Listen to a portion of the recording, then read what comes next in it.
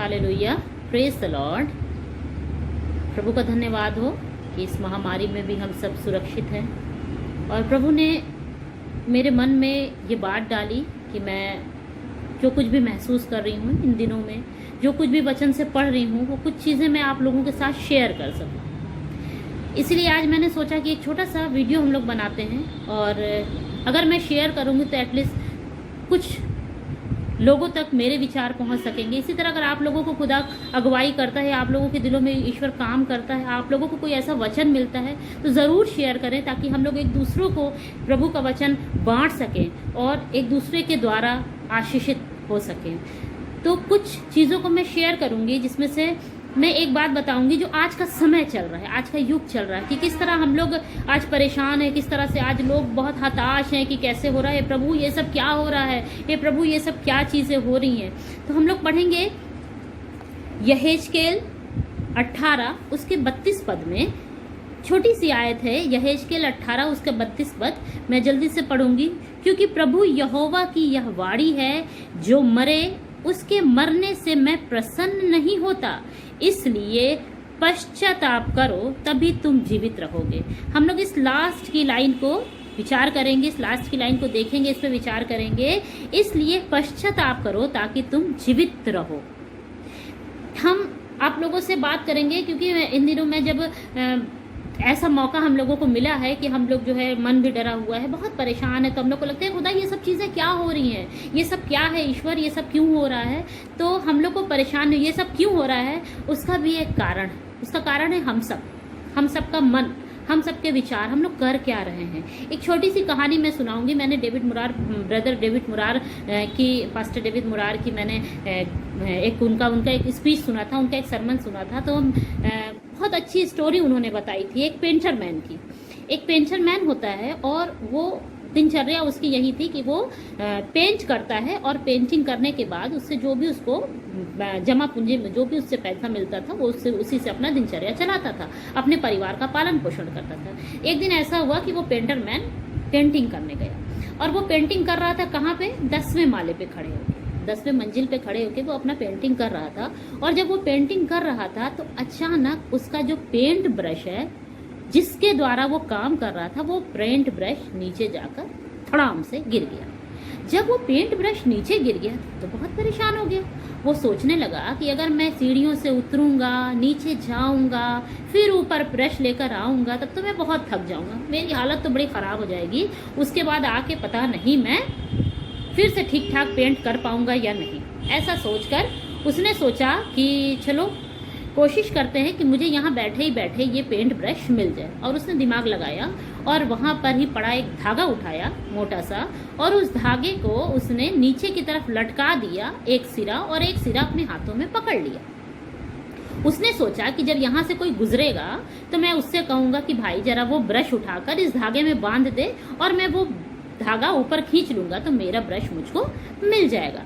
ऐसा सोचकर वो पेंटर मैन जो है वो बहुत देर तक उस जगह पर बैठा रहा और अपने ब्रश को देखता रहा। वहाँ से आने जाने वाले बहुत से लोग आए, बहुत से लोग गए, सबको आवाज़ दिए, भाई साहब, ए दीदी, कोई उस ब्रश को उठा दो। लेकिन कोई उसकी बात को सुन नहीं रहा था, कोई उसकी हेल्प कर नहीं रहा था। वो बहुत परेशान हुआ। फिर उसने दिमाग लगाया, उसने सोचा कि चलो कुछ और करता। उसने अपने पॉकेट में हाथ डाला और अपने पॉकेट से उसने 10 रुपये का एक सिक्का निकाला, थोड़ा बड़ा सिक्का निकाला कि जो सबको दिखाई दे जाए। उसने जब अपने पॉकेट से 10 रुपये का सिक्का निकाला और उसने ऊपर से वो सिक्का नीचे फेंक, वो सिक्का जब नीचे गिरा, एक बंदा वहाँ से गुजर रहा। उसने देखा, अरे ये तो सिक्का है। उसने फटाक से उठाया और इधर उधर देखा, और उसने उठा के अपने पॉकेट में रख लिया, लेकिन उसने ऊपर ना देखा। फिर वो वहाँ से चला गया। बेचारा पेंटर मैन तो फिर निराश, वो फिर सोचने लगा कि अब क्या होगा। उसने फिर हिम्मत ना हारी, उसने फिर से अपने पॉकेट में हाथ डाला और फिर उसने दूसरा सिक्का निकाला और फिर से उसने नीचे गिराया। जिस समय वो सिक्का नीचे गिरा रहा था, उसी समय एक आदमी वहां से गुजर रहा था। अब वो सिक्का जैसे ही गिरा, उस आदमी के कंधे पे लगा। उस आदमी के कंधे पे जैसे वो सिक्का टकराया, उस आदमी ने देखा और वो सिक्का फिर उसने उठाया और उठाकर अपने पॉकेट में रख लिया, लेकिन ये ना देखा कि सिक्का आया कहाँ से। फिर वो आदमी वहाँ से चला गया। तो पेंटर मैन बहुत परेशान हो गया। उसने सोचा ऐसे काम नहीं बनेगा। उसने क्या किया, इस बार उसने सिक्का नहीं फेंका, इस बार उसने क्या किया, एक छोटा सा पत्थर लिया और वहां से गुजरने वाले बंदे के ऊपर उसने वहां से वो पत्थर फेंका। जैसे वो पत्थर नीचे गिरा और उस आदमी के बॉडी से टकराया, उस आदमी ने तुरंत ऊपर देखा और फिर उस पेंटर मैन ने बड़ा माफ़ी वाफ़ी मांगा, बड़ा हाथ पैर जोड़ा और उसने कहा भाई ऐसी ऐसी बात है और मुझे मेरा ब्रश चाहिए, इसलिए मैं ये पत्थर फेंका हूँ और कृपा करके वो ब्रश मेरे धागे में बांध दीजिए और वो ब्रश मेरे तक आ जाए ताकि मैं अपना काम फिर से कर सकूं। मेरे कहने का ये मतलब है कि हमारा प्रभु हमारे साथ कुछ ऐसा ही करता है, क्योंकि हम मनुष्य की फितरत है कि जब हम बहुत खुश होते, बड़े आनंदित होते, बहुत खुशियों में होते, तो हमको प्रभु याद नहीं आता है, अपनी दुनिया में बहुत मस्त। तो ऐसा ही होता है, ईश्वर ने हमें दुनिया बना के दे दी, हमें खूबसूरत रचना बना के दे दी, हमें अपनी रचना में अपने स्वरूप बनाया, सबसे सुंदर रचना बनाई। और फिर क्या हुआ कि हम लोगों ने क्या किया, हम भूल गए। परमेश्वर ने हमको अच्छा घर दे दिया, हमको परिवार दे दिया, हमें नौकरी दे दी, लेकिन हम लोग क्या किए, परमेश्वर को भूल गए। परमेश्वर कई बार याद दिलाता रहा कि बेटा मैं भी हूँ, हे बेटी मैं भी हूँ, और मेरे लिए भी समय निकाल, मेरे लिए भी तेरी कुछ, मेरी योजना भी तेरे लिए है, उसके लिए तू समय निकाल। लेकिन हमको वो बात समझ में नहीं आती। तब परमेश्वर क्या करता है, हमको ताड़ना देता है। तब परमेश्वर हमको शिक्षा देने के लिए थोड़ी सी परेशानी देता है। ऐसी भी परेशानी वो कभी नहीं देता जो मनुष्य सह ना सके। वो जो है क्या करता है, हमें ताड़ना देता है। अगर हम लोग पढ़ेंगे इब्रानियों 12:7, इब्रानियों 12:7 में अगर हम पढ़ेंगे तो वहां पर वचन ये कहता है, इब्रानियों 12:7 में, कि तुम दुख को ताड़ना समझकर सह लो।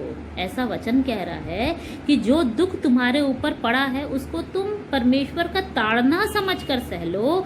परमेश्वर तुम्हें पुत्र जानकर तुम्हारे साथ बर्ताव करता है। भाई वो जब हमें प्यार करता है, हमें अच्छी अच्छी चीजें देता है, तो अगर हम गलतियां करेंगे तो हमें ताड़ना क्यों न देगा। अगर हमारे बच्चे जिनको हम सब कुछ देते हैं, बहुत प्यार करते हैं, उनकी ज़रूरतों को पूरा करते हैं, तो क्या अगर वो कुछ गलती करते हैं तो हम उन्हें ताड़ना नहीं देते? क्या हम उन्हें पनिशमेंट नहीं देते हैं? क्या हम उन्हें खाना बंद कर देंगे, तुम्हें हम घर से निकाल देंगे? क्या हम ऐसी चीज़ों को नहीं करते हैं? तो जब हमारा परमेश्वर पिता हमको ताड़ना देता है तो हम क्यों कुड़कुड़ाते हैं, क्यों हम बड़बड़ाते हैं कि हे प्रभु ये क्या हो रहा है, ये तो इंसाफ नहीं कर रहा है? नहीं, ऐसा कभी नहीं कहना। ये वो इंसाफ ही कर रहा है। वो चाहता है कि उसके बच्चे उसको देखें, वो चाहता है कि उसके बच्चे उसको समझें, वो चाहता है कि उसके बच्चे कोई भी संसार की भीड़ में खो ना जाए। वो चाहता है कि कोई भी बच्चा उसका शैतान के चंगुल में ना चला जाए। इसलिए वो ताड़ना देता है, इसलिए वो हमें शिक्षा देता है कि हम उसको याद करें। क्योंकि जब हम दुखों में होते हैं, हे प्रभु हम बहुत दुखी हैं, हे प्रभु हम बहुत बीमार हैं, हे प्रभु हमारे लोग बीमार हैं, हमें बहुत याद आती है, हर बात में प्रभु याद आता है। क्यों हम अपने खुशियों में खुदा को भूल जाते हैं? क्यों भूल जाते हैं कि वो हमारे लिए दुखों को सहा? क्यों भूल जाते हैं कि वो हमारे लिए एक अच्छे जीवन का, अनंत जीवन का इंतजाम किया है? क्यों हम भूल जा रहे हैं? अरे अगर कोई मरता है, हमारा अजीज मरता है, तो हम ठीक है, हम दुखी होते हैं, लेकिन हम ये भी तो याद रखें कि बाइबल में लिखा है पाप की मजदूरी तो मृत्यु है। ये पापी कौन है? हम। तो जब हम पाप करते हैं तो परमेश्वर हमको ताड़ना देता है, लेकिन उस ताड़ना से निकलने के लिए भी परमेश्वर कहता है कि पश्चाताप करो। अगर हम अपने गुनाहों को माफ लें, अगर हम अपने गुनाहों के लिए पश्चाताप करें, तो क्या हमारा खुदा इतना नर्म दिल नहीं है जो हमको माफ ना करेगा? अरे वो तो उनको भी माफ किया था जिसने उसको सूली पे चढ़ाया था। क्या हम लोग जब हम लोग गुड फ्राइडे के दिन चर्च में जाते हैं, हम लोग सातों वचन को सुनते हैं, तो दूसरा वचन जब हम लोग सुनते हैं कि जो डाकू क्रूस पर लटकाया गया था, तो उस डाकू ने क्या कहा था? उसने पूरे जीवन गलत काम किया, पूरे जीवन उसने पाप किया, लेकिन वही एक अंत समय उसने एक अच्छा काम किया कि उसने परमेश्वर पर विश्वास किया। उसने कहा कि मैं यकीन करता हूँ। दूसरे डाकू को, अपने साथी को डांटा कि तू गलत बोल रहा है, तू उसको जलील कर रहा है, तू उसकी निंदा कर रहा है, तू गलत, तो चुप रहे। और हम लोग तो अपने कर्मों की सजा पा रहे हैं, लेकिन इसने कोई गलत काम नहीं किया। और उसका फल कितना सुंदर था, उसका फल कितना सुंदर था कि प्रभु ने कहा कि आज ही तू मेरे साथ फिरदौस में होगा। तो हमारा भी ये समय है, हम सब से प्रभु चाहे अनंत जीवन को पा सके, वो सब लोग अनंत जीवन को पा सके।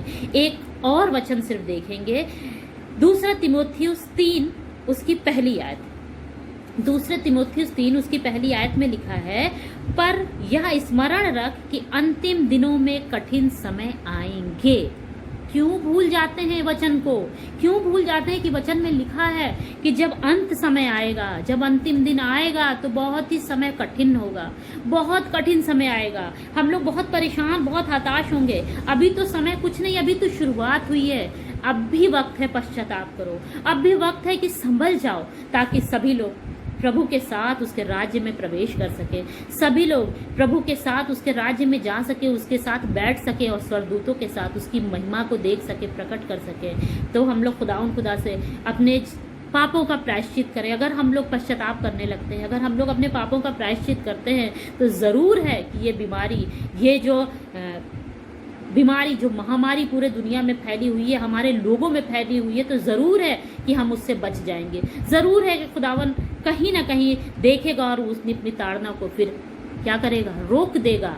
वो हमको समझाना चाहता है, अब भी वक्त है मेरे बच्चे लौट आओ, अब भी वक्त है मेरी बच्ची लौट आओ, क्योंकि हमारा खुदा हमसे बहुत प्यार करता है। हम लोग जब किसी के लिए भी प्रार्थना करते हैं, अपने लिए भी प्रार्थना करते हैं, क्या आज तक कोई ऐसी दुआ हुई है जो कबूल ना हुई हो अगर आपने विश्वास और दिल से मांगा है? क्या ऐसी दुआ कोई एक भी है जो कह सकता है मैं मानती हूँ, मैंने जब जब प्रार्थना की है प्रभु से, मैंने जब जब प्रार्थना की है इस विश्वास के साथ कि हाँ खुदावन मैं जानती हूँ कि ये पूरा होगा, और हुआ है। मैं जानती हूँ कि ये पूरा होगा। बीते दिनों में मेरी देवरानी बहुत बीमार थी और वो एकदम उसका ऑक्सीजन लेवल जो है 40 पे पहुँच गया था, और ऐसा था कि शायद वो नहीं बचेगी। लेकिन हमारे देवर ने फ़ोन किया कि भाभी प्रार्थना करिए, और यकीन मानिए हम लोगों ने जब बैठ के दुआएं की तो खुदा ने सुना। तो जब खुदा ऐसा नहीं है, किसी की दुआ नहीं सुनता है, उसने कुछ ये नहीं कहा कि मैं सिर्फ तेरी दुआ सुनूंगा, मैं सिर्फ तेरी दुआ नहीं, उसने सबको ये अधिकार दिया है कि उससे प्रार्थना करो। उसने सबको ये अधिकार दिया है कि तुम उससे मांगो और वो देगा।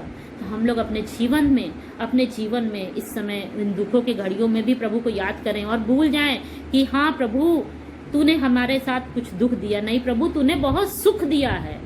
हमेशा उस सुख को याद करें। और ये देखिए कि जब चीज़ें बिगड़ती हैं तो उसके बाद चीज़ें बहुत ही खूबसूरत होती हैं। खूबसूरत चीज़ बिगड़ जाती है तो वो बदसूरत होती है, लेकिन जब वो निखरती है तो बहुत बहुत खूबसूरत हो जाती है। तो हमारी दुनिया, प्रभु ने इस दुनिया को बनाया है तो इससे सबसे ज़्यादा प्यार तो वही करता है जिसको हम बनाते हैं। उस चीज़ से प्यार तो सबसे ज़्यादा हमको होता है ना। तो हमारा परमेश्वर जब हमको बनाया है तो क्या हमें प्रेम नहीं करता है? इतना प्रेम करता, तभी तो उसने अपनी जान हमारे लिए दे दी। इतना प्रेम करता है कि हम नाश ना हो, तभी तो वो इस संसार में आए और हमें बचाने के लिए बहुत बहुत उपाय किए। हम नाश ना हो, इसलिए तो हमारे पास ये वचन है। ये वचन हमको बताता है, और आज का दिन भी कहता है प्रभु कि अगर हम इस वचन को पढ़ते जाएं, आज हमें समझ में नहीं आएगा, कुछ दिन समझ में नहीं आएगा, हो सकता है कि अभी हमें समझ में ना आए, लेकिन वो बुद्धि हम मांगे खुदा हमें सिर्फ बुद्धि दे ताकि हम इस वचन को समझ सके।